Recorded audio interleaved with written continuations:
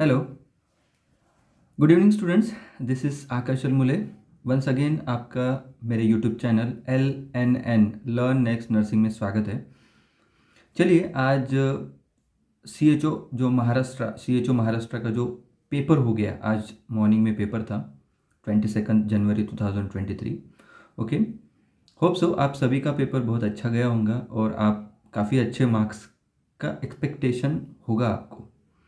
चलिए तो हम देख लेते हैं आज का पेपर का डिस्कशन। ओके, आज के ABCD 4 सेट थे, तो उसमें से हम ए सेट लेंगे। ये ए सेट है जो हम डिस्कस करेंगे वो। तो सबसे पहले तो मैं रिक्वेस्ट करूँगा, अगर आप मेरे चैनल पर नए हो तो मेरे चैनल को सब्सक्राइब कर लीजिए, बेल आइकॉन को प्रेस कर लीजिए, ताकि जो भी मैं नए वीडियो बनाऊँगा वो आप तुरंत देख पाओगे। ठीक है। एंड लास्ट वीक हमने एक लास्ट ईयर का 2021 का ऑफिशियल CHO महाराष्ट्र का पेपर डिस्कशन किया था और इसमें से काफ़ी क्वेश्चन आए जो हमारे डिस्कशन से। ठीक है, तो जो मेरे स्टूडेंट हैं उनको तो पता ही है, लेकिन जो अभी वीडियो देखेंगे, जिन लोगों को नहीं पता कि ऐसा भी कुछ लर्न नेक्स्ट नाम से कुछ चैनल है महाराष्ट्र में चल रहा है, वो लोग हम लोगों के साथ जुड़ सकते हैं आगे की जो भी एग्ज़ाम की तैयारी करने के लिए, DHS, DMER, ESIC, नॉरसेट। ठीक है, इस सभी एग्ज़ाम की प्रिपरेशन करने के लिए वो हमारे साथ जुड़ सकते हैं। हम काफ़ी अच्छा कंटेंट प्लस टेस्ट सीरीज़ बहुत ही कम कॉस्ट में प्रोवाइड करते हैं। ठीक है, तो चलिए हम शुरू करते हैं आज का पेपर का डिस्कशन। तो सबसे पहला क्वेश्चन है, क्या आया है सबसे पहला क्वेश्चन? ओके, पहला क्वेश्चन क्या है? ये क्या है? सेट ए। ठीक है, सेट ए का हम डिस्कशन करेंगे। तो चलिए यहाँ पे देखेंगे NPCDC। ओके, हमारे टेस्ट सीरीज में मैंने दिया था ये NPCDC का क्या होता है, हमने डिस्कशन भी किया था। Stands for national programme for prevention and control of cancer, diabetes, cardiovascular diseases and what. तो इसका ऑप्शन है शॉक, सनबर्न, तीसरा स्ट्रोक एंड चौथा हाइपरटेंशन है। तो इसमें से राइट आंसर है stroke. Stroke is a right answer. NPCDC, okay, national programme for cancer, diabetes, cardiovascular diseases and the strokes. Okay, तो option B will be the right answer. Next, normal systolic blood pressure for adult. Okay, यहाँ पे क्या बोला है? Adult ages 18 years and older के लिए कितना रहेगा नॉर्मल? तो ये रहेगा, देखो, normal 120 and divided by 80 mm/Hg रहता है, बट यहाँ पे एडल्ट बोला है तो इस दरमियान रह सकता है। तो लेस देन 120, ओके, ये सिस्टोलिक ब्लड प्रेशर रह सकता है, लेस देन और equal to 120। This will be the right answer. Option A will be the right answer for question 2। Next हम थर्ड देखेंगे, the single most important risk factor for oral cancer. Okay, ये बहुत ही simple question है, but इसी में आप लोग बहुत मिस्टेक करते हैं। ठीक है, देखो, single most important risk factor for oral cancer is, option A tobacco chewing, option B alcohol consumption, option C chronic trauma to the oral mucosa and sunburn. Okay, most important risk factor oral cancer के लिए सभी को पता है tobacco chewing. Okay, तो हम answer देंगे tobacco chewing. Option A will be the right answer. Next है question number 4, normally during which stage of labour placenta is delivered. Okay, ये बहुत इंपॉर्टेंट है। ठीक है, अभी हम यहाँ पे देखेंगे इसका चौथे का जो राइट आंसर है, ये राइट आंसर है ऑप्शन सी, स्टेज 3 में प्लेसेंटा डिलीवर होता है। हम देखेंगे कितने स्टेजेस होते हैं। स्टेज 1, ओके, स्टेज 1 में क्या होता है? स्टेज 1 में होता है डिसेंट। ओके, डिसेंट से शुरू होता है बेबी का descent and labour pain. Okay, वहाँ से एंड कब होता है? ऑप्शन स्टेज 1 एंड बेबी जब पेरिनियम पे आ जाता है तब वो एंड हो जाता है स्टेज 1। ओके, अब स्टेज 2, ओके, यहाँ पे स्टेज 2 में क्या होता है? बेबी डिलीवरी, क्राउनिंग से लेके baby delivery will be in stage 2। Okay, and stage 3 में प्लेसेंटा आउट होता है। ठीक है, and stage 4 it's the observation period. Okay, got it. तो ये हो गया। इसका राइट आंसर क्या रहेगा फिर? Option C. Okay, stage 3। Then question number 5, what is the reason for golden colour amniotic fluid. Okay, अब गोल्डन कलर अमनियोटिक फ्लूइड का क्या कारण हो सकता है? ठीक है, तो यहाँ पे देख लेते हैं अब कलर एंड कंडीशन, ये अमनियोटिक फ्लूइड का, ये भी हमने हमारे क्लास में डिस्कशन किया था। Green colour, okay, green colour meconium, okay, क्या होता है इसमें? Fetal distress, breech presentation, transverse lie and the distal infection, इसमें ये ग्रीन कलर या मेकोनियम पास कर जाता है तो ये ग्रीन कलर हो सकता है इसमें, ठीक है। देन गोल्डन कलर जो रहेगा वो RH आइसोइम्यूनाइजेशन में होता है। Tobacco juice colour intrauterine death of fetus में रहेगा। सैफरॉन कलर येलोइश ग्रीन इसमें पोस्ट टर्म प्रेगनेंसी में रहेगा। And dark coloured concealed haemorrhage in abruptio placenta, okay, इसमें रहेगा। तो चलिए हम देख लेते हैं what is the reason for golden colour amniotic fluid. तो इसका सीधा सीधा राइट आंसर क्या रहेगा? अभी हमने एक ये देखा था, PPT देखा था, उसमें RH incompatibility is the right answer for question number 5। Okay, then question number 6, what is the commonest cause for postpartum haemorrhage? Okay, postpartum haemorrhage का कॉमनेस्ट कॉज क्या है? Option A atonicity of uterus, precipitate labour, then subinvolution and puerperal sepsis. इसका सीधा सीधा right answer आएगा atonicity of uterus, primary PPH, okay, primary PPH ये रहता है एक टर्म और एक सेकेंडरी रहता है, ओके, जो फर्स्ट 24 आवर्स और आफ्टर 24 आवर्स में। तो राइट आंसर है atonicity of uterus will be the right answer for commonest cause for PPH, okay. Next है question number 7, daily requirement of folic acid during the pregnancy. Okay, अब यहाँ पे देख सकते हो daily requirement of folic acid, okay, daily requirement of folic acid, okay, daily requirement क्या है folic acid की? इसका राइट आंसर है ऑप्शन ए 400 माइक्रोग्राम पर डे, ओके। अब हम देख लेते हैं फॉलिक एसिड क्यों दिया जाता है। तो फॉलिक एसिड क्यों दिया जाता है? जो न्यूरल ट्यूब डिफेक्ट है उसको प्रिवेंट करने के लिए हम देते हैं folic acid for pregnant woman, okay. अब यहाँ पे देते हैं कब, okay, it is recommended to take folic acid while you are trying for baby, ideally for 3 months before and during the first 12 weeks of pregnancy. Usual dose कितना रहता है pregnancy के दौरान? फर्स्ट 12 weeks ऑफ प्रेगनेंसी में तो रहता है 400 microgram per day के हिसाब से हम दे सकते हैं फॉलिक एसिड टैबलेट, ओके। तो this will be the right answer, option A, okay. Then 8 number question, in epidemiological triad 3 basic factors of agent, host and environment, okay. So आपको ये ट्रायड पता ही है आप लोगों को, agent, host and environment, agent, host and environment will be the right answer, okay. So option D will be the right answer. Then question number 9, all are features of irritable bowel syndrome, okay, irritable bowel syndrome के features है, symptoms है, except, okay, except is very important, इसमें pain in abdomen रहेगा, diarrhoea भी रहेगा, constipation रहेगा, लेकिन vomiting के चांसेस कम रहते हैं। So this will be the right answer, okay, option D will be the right answer for 9 number question, okay. Next हम देखेंगे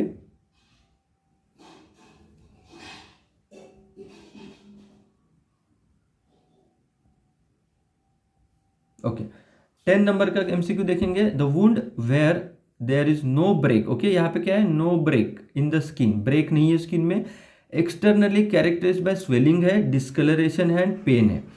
तो इसमें सबसे पहला ऑप्शन है कंट्यूज्ड और क्लोज्ड वुंड, ओके। दूसरा है लैसरेटेड वुंड, तीसरा है एब्रेडेड वुंड, चौथा है incised wound, okay.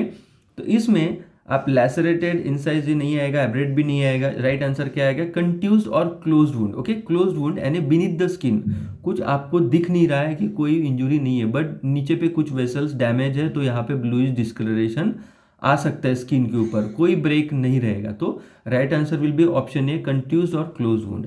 Then 11 number, in case of intraoperative care when a client arrive in the operating room, 3 groups of personnel are involved in care except, okay, यहाँ पे intraoperative यानी during the time of surgery और operation, okay, intraoperative, okay. तो कौन कौन से client रहते हैं ऑपरेटिंग रूम में? वो पर्सन के केयर में, जो पेशेंट है उसके केयर में इन्वॉल्व रहता है, एक्सेप्ट, ओके। अब क्या बोला है? एक्सेप्ट। तो यहाँ पे अनेस्थेशिया टीम रहे, विदाउट अनेस्थेशिया कोई भी सर्जरी नहीं होगी, ठीक है। लोकल को छोड़ के, लोकल जो केसेस रहते हैं छोटे मोटे, जो डायलोकिन दे के हम कर सकते हैं, ऐसे छोड़ के बाकी सभी केसेस में अनेस्थेशिया की टीम रहती है। Then surgical team, without surgeon there will be no possibility for surgery. Then next, third is operating room and nurses. Yes, nurses are the very essential part of any kind of surgery. They are the assistant to the surgeon. Okay. Then pathologist team. Okay, तो pathologist की जो team रहती है ये यहाँ पे basically उपयोग नहीं होती है. ये जब पेशेंट आईपीडी इन पेशेंट हो जाता है, यहाँ पे एडमिट हो जाता है, उसके कुछ इन्वेस्टिगेशन करना है, उस टाइम पे ही इनका काम आता है पैथोलॉजिस्ट का. तो ऑपरेशन रूम में पैथोलॉजिस्ट का काम नहीं है. तो option D will be the right answer. इसका ऑप्शन डी राइट आंसर रहेगा 11 नंबर एमसीक्यू का. क्या रहेगा? Option D. Then 12, the general purpose of venipuncture. Okay, अब सोचिए वेनिपंक्चर का पर्पस क्या है. वेनिपंक्चर क्या होता है? ये वेन. ओके, अब वेनिपंक्चर मोस्टली अभी रिसेंटली नहीं किया जाता, लेकिन प्रीवियसली ये किया जाता था. वेनिपंक्चर क्या होता है? ये वेन होती है, इसको ऐसा कट करके, ऐसे कट करके यहाँ से इसको आप समझ लो ये डॉर्सल. ओके, एंड ये ओके. तो यहाँ पे क्या होगा, हम इसको टाई कर देंगे और यहाँ से हम यहाँ पे इन्फेंट फीडिंग ट्यूब और एनी काइंड ऑफ जो छोटी ट्यूब रहती है, जो कैनुला भी हम यूज़ कर सकते हैं, ऐसा इसमें डाल के हम ट्रांसफ्यूशन कर सकते हैं, जो भी आईवी ट्रांसफ्यूशन रहता है वो. तो बेसिकली आप देखेंगे इसका पर्पस क्या है वेनिपंक्चर का. Okay, to collect the blood specimen, yes करते हैं. इंस्टिल मेडिकेशन यहाँ से दे सकते हैं. स्टार्ट आईवी फ्यूजन कर सकते हैं. All of this. तो राइट आंसर क्या रहेगा? ऑल ऑफ दिस आंसर रहेगा. Option D will be right answer for question number 12. Okay, then 13 number, causes of peripheral cyanosis. Okay, अब पेरिफेरल साइनोसिस के causes क्या क्या है? आर्टेरियल ऑब्स्ट्रक्शन से होता है, वेनस ऑब्स्ट्रक्शन से होता है, कोल्ड एक्सपोजर से भी होता है. तो option D all of this will be the right answer. Option D is right answer for question number 13. Next हम देखेंगे question number 14, the differential diagnosis of measles include following except. अब differential diagnosis means मिलता जुलता. यहाँ पे देखेंगे इसका right answer rubella में हो सकता है, स्कारलेट फीवर, कावासाकी, इसमें रैशेस आ सकते हैं. ठीक है, बट पोलियो में रैशेस नहीं दिखेंगे. ठीक है, तो right answer will be the poliomyelitis for question number 14. Next देखेंगे हम क्वेश्चन नंबर 15. ओके, अब क्वेश्चन नंबर 15 में हम देखेंगे क्या पूछा है. क्वेश्चन नंबर 15 में is the science of food and interaction with an organism to promote and maintain the health. Okay, nutrition है, एम्ब्रियोलॉजी है, जेनेटिक है, बायोकेमिस्ट्री है. तो यहाँ पे साइंस ऑफ फूड बोला है, तो सीधा सीधा राइट आंसर है nutrition. Okay, then question number 16 refers to the physical effect on the human body of the dietary intake inadequate and quantity and quality. Okay, अब क्या होता है यहाँ पे सीधा बोला है फिजिकल इफेक्ट हो सकता है डाइटरी डाइट हम इनएडिक्वेट लेंगे तो. Quality and quantity. Quality means protein, carbohydrate and calorie कम प्रमाण में लेंगे या क्वांटिटी में लेंगे तो देखो malnutrition, genetic, physiology, pathology. तो राइट आंसर है माल न्यूट्रिशन. ओके, ये सभी को पता है कि इनएडिक्वेट फूड डाइटरी इंटेक लेंगे तो माल न्यूट्रिशन बच्चे में हो सकता है. Next question number 17, kwashiorkor terms is used when there is a deficiency. Okay, kwashiorkor protein deficiency की वजह से होता है and marasmus protein plus calorie के वजह से होता है. तो राइट आंसर 17 का option A will be the right answer. Next है question number 18, deficiency of vitamin A in child leads to blindness. Okay, vitamin A के डेफिशिएंसी की वजह से होता है बिटॉट स्पॉट, ठीक है, केराटोमलेशिया, कंजक्टिवाइसिस, जीरोप्थाल्मिया, ये सब विटामिन ए के डेफिशिएंसी के वजह से होता है. ओके, हमने सब क्वेश्चंस डिस्कस किए हैं, बार बार डिस्कस किए हैं. होप सो आप लोग सभी लोगों को बहुत मदद हुई होगी. चलो नेक्स्ट हम देख लेते हैं question number 19, an epidemic usually affecting a large portion of population. Okay, large portion of population occurring over a wide geographical area. Okay, wide geographical area में होता है तो it's a pandemic. Okay, pandemic is the right answer. आपको corona पता ही है, so it's a pandemic. Okay, large portion में होता है, wide period, wide geographical area में होता है all over India. Okay, next question number 20, adequate vitamin can obtain through the exposure to the sunlight. Okay, vitamin D. Okay, early sunlight, early morning में sunlight से vitamin D मिलता है बच्चों को। आप सभी को पता है 7 डिहाइड्रो कोलेस्ट्रॉल एंड समथिंग आप लोगों ने पढ़ा ही होगा। तो D3 D4 ये सब इसी के मैटर है, हम इसमें पढ़ेंगे। आप सभी को एक्सप्लेन किया था तो इसमें नो मोर उसको एक्सप्लेनेशन की ज़रूरत नहीं है ज़्यादा, ठीक है। Then next question number 21, 1 calorie equals to कितना जूल, ओके। तो ये आता है 4.184 जूल होता है इसका right answer. Next question number 22, vitamin C is a rich source following fruit except lemon, orange, amla, सभी में विटामिन सी मिलता है लेकिन ओनियन में, okay, it's not a rich source, okay. तो onion is the right answer, means option D will be the right answer. Then question number 23, normally 1 gram of oil gives, okay, 1 gram of oil gives कितना calorie, okay. Oil is a fat, ये सभी को पता है कितना देता है 9, okay, 9 calories मिलती है। अब सीधी सीधी सीधी सिंपल बात है, 1 ग्राम ऑफ प्रोटीन कितना देता है 4 gram, okay, 4 calories, okay. 1 gram of carbohydrate कितना देता है 4 कैलोरीज, ओके, 4 4 9, ये ध्यान में रखना आप, ओके। नेक्स्ट हम पढ़ेंगे 24 नंबर। 24 नंबर में हम देखेंगे अभी nutrients are obtained from body by process of metabolism that takes place in the following steps except, okay। अब सीधा बोला है, आप जो खाते हो न्यूट्रिएंट्स लेते हो बॉडी में, क्या होती है, मेटाबॉलिज्म प्रोसेस होती है, ओके। किस तरीके से होती है, तो देखो डाइजेशन, एब्जॉर्प्शन ये होता है, देन एसिमिलेशन भी होता है, राइट आंसर हार्मोनाइजेशन। एक्सेप्ट बोला है, देखो डाइजेशन भी मेटाबॉलिज्म पार्ट है, एसिमिलेशन भी पार्ट है, देन एब्जॉर्प्शन भी पार्ट है, okay, but harmonisation is not a part, okay. So the right answer will be the harmonization, okay। Next question number 25, following are the fat soluble vitamin except ध्यान में रखना, except A, D, E, K will be the fat soluble vitamins, okay, and water soluble कौन सा है, B and C, तो इधर right answer है vitamin C, option D will be the right answer। Then 26 number, fluorosis is a condition which caused due to excess content in the drinking water, तो ये fluorosis is a disease of dental, okay, dental disease है, okay. Excess drinking water में fluoride रहने से fluorosis condition हो सकती है।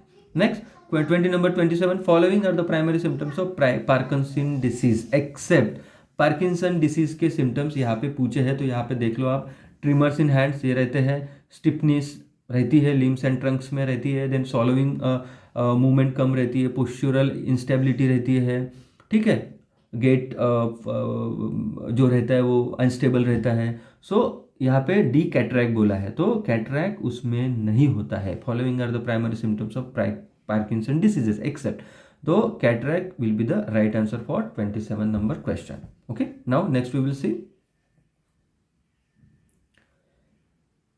Okay, next हम पढ़ेंगे the ratio 28 number, okay.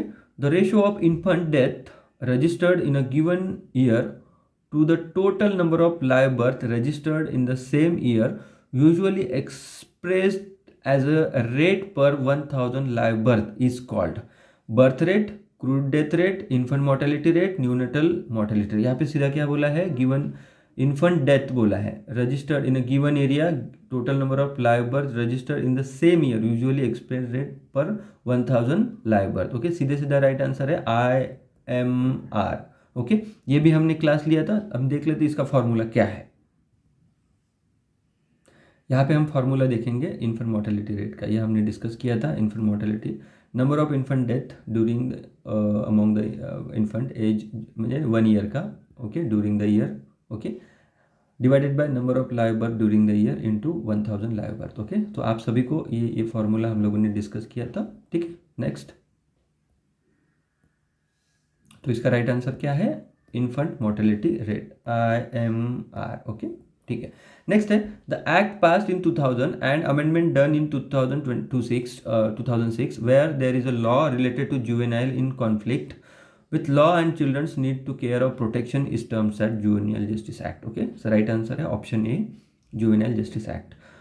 Question number 30, the baby friendly initiative was launched in India in focus mainly on the practicing and policy adopt regarding, पहला है breastfeeding, दूसरा contraception, तीसरा immunization, चौथा है obstetric emergency। इसका right answer है breast feeding, okay. तो question number 30 का राइट आंसर है breast feeding will be the right answer.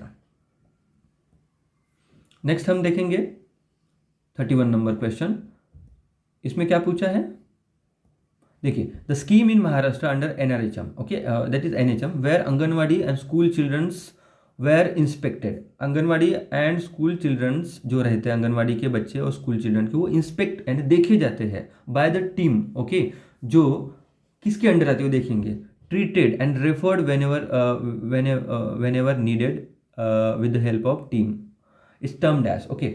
अब सीधी सीधी बात बोल दूँ यहाँ पे, RBS के राष्ट्रीय बाल स्वास्थ्य कार्यक्रम के अंतर्गत, ओके, इसमें एक आयुर्वेदा डॉक्टर रहता है, एक स्टाफ नर्स रहती है, ठीक है, उनकी टीम होती है, ओके। ये आंगनवाड़ी एंड जो स्कूल गोइंग चिल्ड्रंस रहते हैं उन लोगों को देखते हैं, जाके वहाँ पे एग्जामिनेशन, स्कूल जो हेल्थ प्रोग्राम होता है या RBS के द्वारा जो इनिशिएटिव लिया गया, उसमें क्या होता है, जो भी डिसीजेस हैं, ओके, वो बच्चों में फाइंड आउट करके अगर बच्चों को ट्रीटमेंट भी दी जाती है, प्लस अगर कुछ कुछ बच्चों में कुछ एनोमलीज फाइंड होती है तो ऐसे बच्चों को रेफर भी किया जाता है। तो ये स्कीम कौन सी है, राष्ट्रीय बाल स्वास्थ्य कार्यक्रम, RBS के, बेसिकली है RH, okay, rural health and sub district hospitals में चलती है under the director of health services, okay.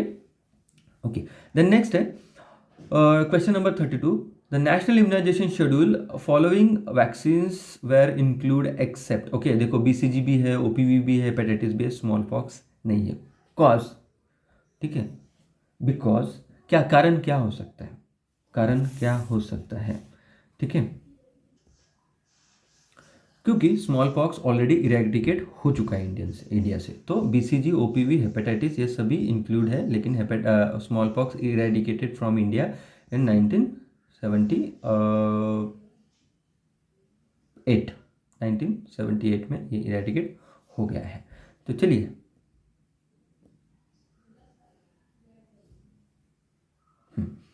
तो नेक्स्ट देखेंगे, the system of storage, transport and distribution of vaccine in the state of efficacy potency at recommended temperature from the manufacturer to the actual recipient of the vaccine is termed as, okay, पहला है cold chain, दूसरा procurement, तीसरा legal vaccine, public transport, okay. सीधी सीधी बात क्या बोला है, वैक्सीन है, ओके, उसकी एफिकेसी एंड पोटेंसिटी मेंटेन करना है, टेम्परेचर मेंटेन करना है from the manufacturer to the recipient means जैसे जहाँ पे कुछ कैंप वगैरह लगाया जाता है ये देने के लिए, वैक्सीन वगैरह देने के लिए, means babies, okay, basically, okay. तो उसको क्या बोला जाता है, तो वैक्सीन ट्रांसपोर्ट करने के लिए कोल्ड चेन का हम यूज करते हैं। So cold chain will maintain the temperature, okay, वो टेम्परेचर मेंटेन करता है, उसके द्वारा क्या होता है, इफिकेसी एंड जो उसकी पोटेंशियलिटी वो मेंटेन होती है। नेक्स्ट हम देखेंगे, the period from birth to 28 days of life is called, okay, पहला है न्यूनेटल, दूसरा एडोलेसेंट, तीसरा अर्ली न्यूनेटल, पेरियोनेटल, ओके। सीधी सीधी बात है, ओके, बर्थ टू 28 डेज के इसको क्या बोला जाता है, न्यूनेटल पीरियड बोला जाता है, neonatal period, okay. 0 to 7 days को क्या बोला जाता है, एक तो अर्ली न्यूनेटल बोला जाएगा या न्यूबॉर्न बोला जाएगा, ठीक है। उसके बाद टिल 1 ईयर इन्फेंट, उसके बाद टॉडलर, देन उसके बाद अर्ली स्कूल गोइंग, देन उसके बाद एडोलेसेंट, ये वगैरह, पेरियोनेटल, ये तो पेट में रहने के टाइम पे, ओके। सो सीधी सीधी बात है, इसका right answer neonatal period, it's a right answer, option A 34 का option A will be the right answer. Next हम देखेंगे, as per the Apgar scoring 5 objective criteria they are given except, okay. अब यहाँ पे क्या बोला है, अपगार स्कोर में कुछ क्राइटेरिया है, 5 क्राइटेरिया, 5 ऑब्जेक्टिव्स, तो उसमें से कौन सा नहीं है उन्होंने बोला एक्सेप्ट, ये ध्यान में रखने वाली बात है। रेस्पिरेशन, हार्ट रेट ये है, रिफ्लेक्सेस भी हम देते हैं, स्किन कलर भी देखते हैं, मसल टोन भी देखते हैं, मिड आर्म सर्कमफरेंसेस नहीं देखेंगे हम, मिड आर्म सर्कमफरेंस, ओके, ये हम नहीं देखते इसमें। तो इसका राइट आंसर है option D, mid arm circumference, okay. Then next है 36 number, vomiting in neonates may occur due to following non organic causes except, यहाँ पे भी क्या बोला है, नॉन ऑर्गेनिक कॉजेस है, एक्सेप्ट भी बोला है। तो यहाँ पे irritation of the stomach due to swallowed amniotic fluid and blood, okay. Non organic बोला है, यहाँ पे ऑर्गेनिक कॉजेस की वजह से नहीं है, ड्यू टू अमनियोटिक फ्लूइड सॉलो किया है एंड ब्लड सॉलो किया, इसकी वजह से, ठीक है। देन एरोफेजिया, एरोफेजी नहीं है, ये एरोफेजिया है, ठीक है, aerophagia, aerophagia means swallowing of air, okay। Next है फॉल्टी फीडिंग टेक्निक, क्या इससे भी होता है, ओके। हिस्प्रंग डिसीज इससे से, ओके। तो हम यहाँ पे देखेंगे नॉन ऑर्गेनिक कॉजेज क्या रहेंगे, ये ऑप्शन ए भी कॉज रहेगा, ऑप्शन सी भी कॉज रहेगा, ऑप्शन डी भी कॉज रहेगा, बट ऑर्गेनिक कॉज क्या रहेगा, एरोफेजिया, क्योंकि एरोसॉल देखो एयरसॉल कर रहे हैं baby, then aerosol infection means जो एयर कंटेमिनेटेड एयर अगर सॉलो करने की वजह से कुछ होता है, उसको इन्फेक्शन होता है, तो that is called organic causes की वजह से वोमिटिंग होने वाली है। सो इसका राइट आंसर क्या रहेगा, इसका राइट आंसर रहेगा एरोफेजी, ये स्पेलिंग मिस्टेक से एरोफेजिया है, ये aerophagia will be the right answer, okay. Next देखेंगे pathophysiology of birth aspects are related to the following condition except, इधर भी एक्सेप्ट बोला है, तो देखो आर्टेरियल ऑक्सीजन टेंशन ये भी है, अक्यूमुलेशन ऑफ कार्बन डाइऑक्साइड ये भी है, फॉल इन ब्लड पीएच ये भी है, congenital hydrocele will be the right answer. Hydrocele और इसका कोई कनेक्शन नहीं है, तो हम we can take this answer, okay. इसमें सिर्फ क्या रहेगा, पेन रहेगा टेस्टिस में, ओके, कंजेनेटल हाइड्रोसिल में, ठीक है। नेक्स्ट देखेंगे 38, out of the following disease which disease is eradicate globally, okay. आपको अभी हमने डिस्कस किया स्वाइन फ्लू चल रहा है, पोलियो भी अभी भी है, देन ग्लोबली, ओके, क्या बोला है globally, sorry, out of following diseases which disease is eradicated globally, globally यानी पूरे वर्ल्ड से ये इरेडिकेट हो चुका है, ओके, यही हमको जानना है, ठीक है। तो इसका राइट आंसर क्या रहेगा, इसका राइट आंसर रहेगा स्मॉल पॉक्स, क्या रहेगा, स्मॉल पॉक्स। ये इरेडिकेट हो गया है 1975 में, और इंडिया में 1978 में इरेडिकेट हो गया है, 1975 all over India, all over world, okay. Then next है PQLI physical quality index include following indicator except, PQLI जो इंडिकेटर है वो हमको देखना पड़ेगा क्या है, okay. Physical quality of life index include, इसमें क्या क्या एक्सेप्ट बोला है, देखो इन्फेंट मोर्टेलिटी ये इंक्लूड है, इन्फेंट मोर्टेलिटी, ठीक है, देन लिटरेसी भी इंक्लूड है, then life expectancy at age 1 ये भी इंक्लूड है। तो एक्सेप्ट बोले तो राइट आंसर क्या रहेगा, पर कैपिटा GNP, ये GNP means gross national product, that is GDP ही है ये, तो GDP और इसका कोई ये रिलेशन नहीं है, तो option D will be the right answer for 39th PQLI index के लिए, ओके। नेक्स्ट हम देखेंगे क्वेश्चन नंबर 40 क्वेश्चन नंबर 40 का right answer, incidence rate calculate, incidence rate कैसे कैलकुलेट किया जाता है, अब इसका फॉर्मूला है इंसिडेंस रेट का, तो new cases will be the right answer, okay. Number of old cases, देखो number of new cases, number of old cases ये प्रीवैलेंस में दिखा जाता है, तो ये दोनों आंसर नहीं रहेंगे, ये भी नहीं रहेगा, तो right answer number of new cases में ही राइट आंसर है। 40 का आंसर क्या रहेगा, number of cases, new cases, तो option A will be the right answer for question number 40। Then 41, ओके, 41 के लिए कौन सा ये रहेगा, live attenuated vaccine, okay. Live attenuated vaccine हमको देखना है, आप सभी को मैंने निमोनिक्स बताया था, live BOM, okay.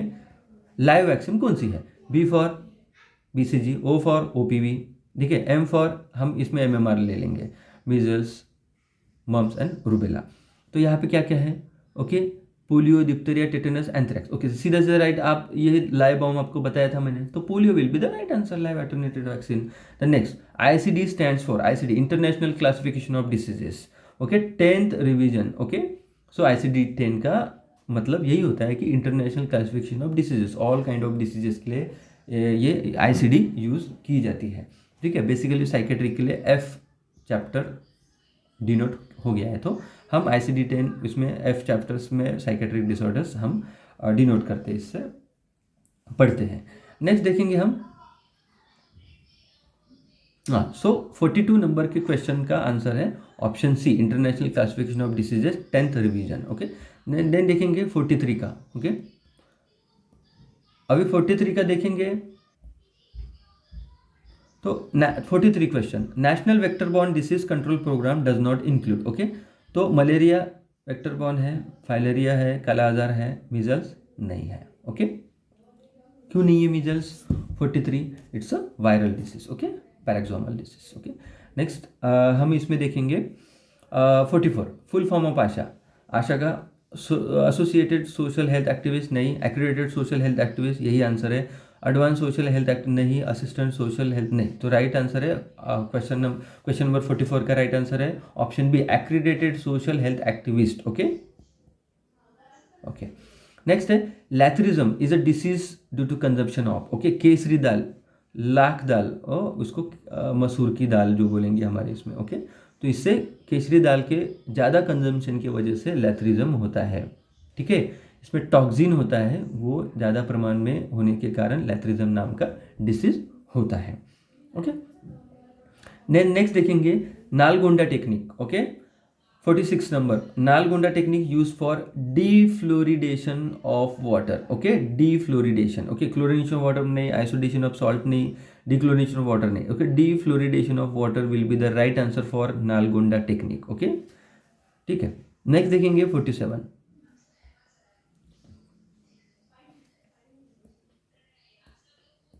Okay, Bhopal gas tragedy in India is example of, okay, Bhopal gas tragedy in India example क्या है?